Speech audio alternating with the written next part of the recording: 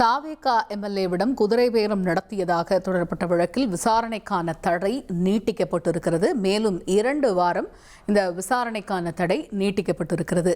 இது பற்றிய கூடுதல் விவரங்களை செய்தியாளர் சுரேஷ் விவரிக்க கேட்போம். ஓவர் டு சுரேஷ், முழு விவரங்கள் என்ன? வணக்கம். ஊத்தங்கரை தாவேகா எம்எல்ஏ இளையராஜாவிடம் குதிரை பேரம் பேசியதாக சென்னை அரும்பாக்கத்தைச் சேர்ந்த யூடியூபர் திருநாவுக்கரசு, திருச்சியைச் சேர்ந்த நரேஷ், சென்னை மேடவாக்கத்தைச் சேர்ந்த தியாகராஜன் உள்ளிட்டோர் கைது செய்யப்பட்டாங்க. இவர்களுக்கு எதிரான வழக்கை திருவல்லிக்கேணி காவல்துறையினர் விசாரிச்சுட்டு இருக்காங்க.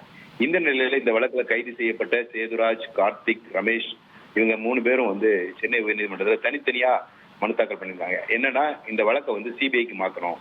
ஏன்னா லஞ்ச ஒழிப்பு சட்டத்தின் கீழ், அதாவது ஊழல் தடுப்பு சட்டத்தின் கீழே பதிவு செய்யப்பட்ட வழக்கை லஞ்ச ஒழிப்புத்துறை தான் விசாரிக்கணும். ஆனா சட்டம் ஒழுங்கு போலீசார் விசாரிக்கிறாங்க. இது தவறு. அதனால இந்த வழக்கு விசாரணை சிபிஐக்கு மாற்றணும்ன்ற கோரிக்கையை அந்த மனுவில் வச்சிருந்தாங்க. இந்த மனுவை விசாரித்த உயர்நீதிமன்றம் இந்த குதிரை பேரம் தொடர்பான இந்த திருவல்லிக்கேணி காவல் நிலையத்தில் பதிவு செய்யப்பட்ட இந்த வழக்கை ஒட்டுமொத்த விசாரணைக்கும் இடைக்கால தடை விதித்து உத்தரவிட்டிருந்தது. இதே போல டாஸ்மாக் முறைகேடு சம்பந்தமா ஒப்பந்ததாரர் ரமேஷ் என்பவருக்கு எதிரான வழக்கு விசாரணைக்கு மட்டும் இடைக்கால தடை விதித்து உயர்நீதிமன்றம் உத்தரவிட்டிருந்தது. இந்த 2 வழக்குகளுமே இன்னைக்கு தலைமை நீதிபதி தர்மாதிகாரி நீதிபதி அருள்முருகன் அடங்கிய அமர்வுல இன்னைக்கு விசாரணைக்கு வந்துச்சு. அப்போ 2 வழக்குகளிலும் விதிக்கப்பட்ட அந்த தடையை எதிர்த்து அரசு உச்சநீதிமன்றத்தில் மேல்முறையீடு செஞ்சது.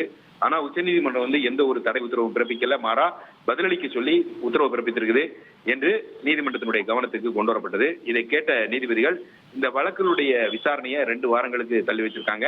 அது வரைக்கும் இந்த 2 வழக்குகளையும் விதிக்கப்பட்ட அந்த இடைக்கால தடையை நீட்டித்தும் நீதிபதிகள் உத்தரவிட்டிருக்கிறாங்க. தகவல்களுக்கு நன்றி சுரேஷ். இனி செல்லும் இடமெல்லாம் செய்தி.